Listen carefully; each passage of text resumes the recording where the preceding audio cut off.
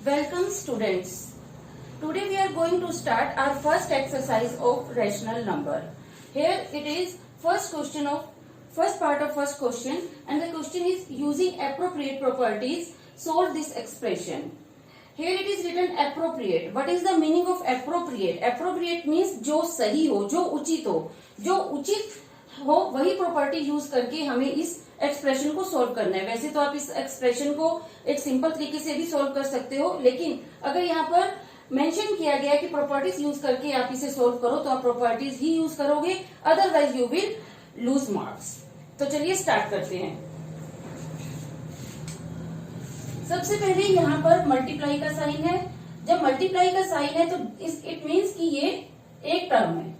इसके बाद प्लस का साइन है, प्लस के साइन के बाद जो नेक्स्ट है वो second term, and after that there is minus sign. Minus sign के बाद यहाँ पर मल्टीप्लाई का साइन है, तो इसलिए ये एक टर्म है। So there are three terms. Every term is separated by addition and subtraction sign. Always remember, terms are separated by plus and minus sign. So there are three terms, 1, 2 and 3. Now we will observe that 3/5 is written here and 3/5 is written here also. So we हम इन दोनों terms को एक साथ लिखेंगे, means इस term को हम यहाँ पर लेकर आएंगे। तो चलिए लिखते हैं -2/3 इंटू 3/5। अब हम इस टर्म को पहले लिखेंगे -3/5 इंटू 1/6 प्लस 5/2। इस टर्म को हम लास्ट में लिख देंगे। तो अब हमने क्या किया कि इन दोनों टर्म्स के ऑर्डर को हमने चेंज कर दिया है। 5/2 की जगह पर हमने इस टर्म को लिख दिया और इस टर्म की जगह पर हमने 5/2 को लिख दिया है। तो ये कौन सी प्रॉपर्टी है? ये प्रॉपर्टी है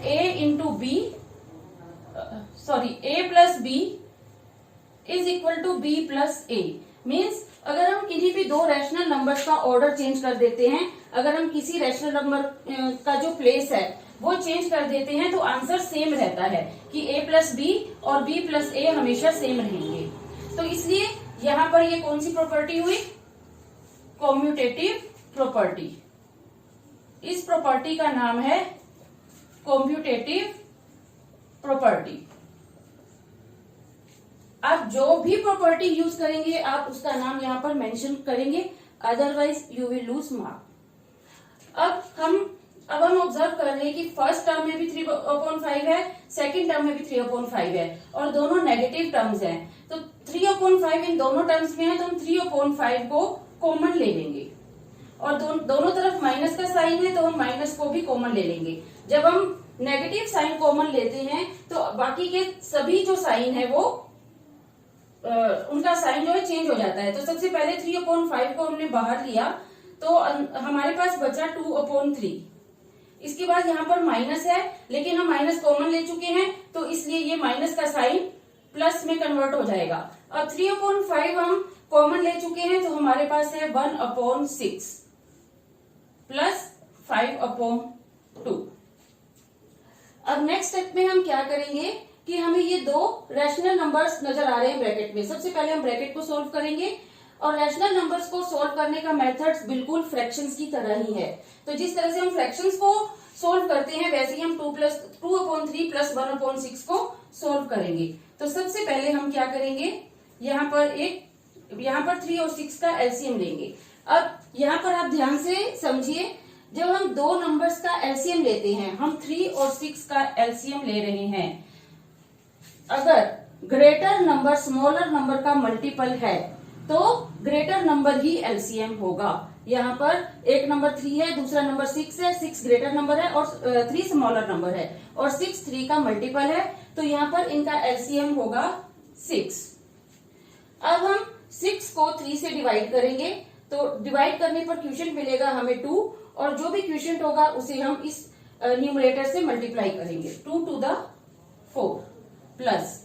अब हम फिर से 6 को 6 से ही डिवाइड करेंगे, क्वोशिएंट होगा 1 और 1 की मल्टीप्लाई न्यूमरेटर से करेंगे तो 1 into 1 1 रहेगा प्लस, और ये जो टर्म है ये सेम रहेगी। आप इस एडिशन को करने का तरीके को मतलब आप चेंज भी कर सकते हैं, किसी और मेथड से भी कर सकते हैं, लेकिन ये मेथड सबसे कॉमन है और ये हमेशा आपके लिए इजी रहेगा। तो आप हमेशा इसी मेथड से फ्रैक्शंस या रैशनल नंबर्स को सोल्व कीजिए।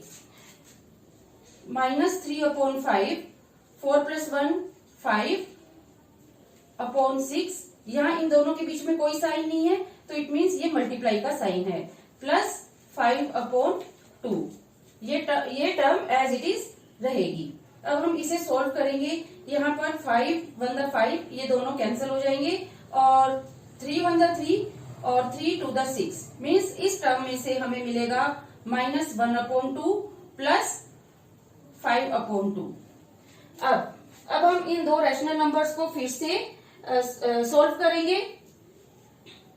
अब आप फिर से देखिए, रैशनल नंबर्स को हम फ्रैक्शंस की तरह ही सॉल्व करेंगे। अब 1/2 प्लस 5/2, अब यहाँ पर डिनोमिनेटर सेम है। जब डिनोमिनेटर सेम हो तब एलसीएम सेम रहता है, मींस हमें सॉल्व करना है -1/2 प्लस 5/2, तो इनका जो एलसीएम है वो 2 ही रहेगा। -1/2 प्लस 5 सोल्व करने पर 4/2 और फिर से इसे स्टैंडर्ड फॉर्म में लाने पर हमें मिलेगा 2, तो 2 इज द आंसर। अब नेक्स्ट पार्ट करते हैं। फर्स्ट क्वेश्चन का नेक्स्ट पार्ट है।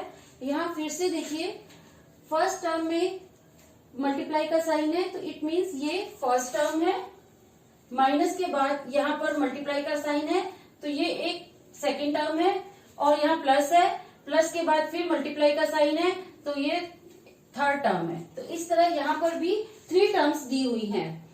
अब हम ऑब्जर्व करेंगे कि कौन सी टर्म में एक कॉमन रैशनल नंबर है। मींस जैसे कि यहाँ पर 2/5 यहाँ भी लिखा है, इस टर्म में नहीं लिखा लेकिन इस टर्म में लिखा है, तो इस और इस टर्म में 2/5 मेंशन किया हुआ है, तो हम इन दोनों टर्म्स को एक साथ लिखेंगे। 2/5 into -3/7 plus 1/14 into 2/5 minus 1/6 into 3/2। अब हमने इन दो टर्म्स का ऑर्डर चेंज किया है। इस टर्म को इस टर्म की जगह पर लिख दिया है और इस टर्म को इस टर्म की जगह पर लिख दिया है। मतलब हमने किया है a plus B is equal to B plus A. और हम जानते हैं कि जब दो रैशनल नंबर्स का ऑर्डर अगर हम चेंज कर देते हैं तो उसके सोल्यूशन पर कोई भी अंतर नहीं पड़ता है, और इस प्रॉपर्टी को हम बोलते हैं कॉम्यूटेटिव प्रॉपर्टी।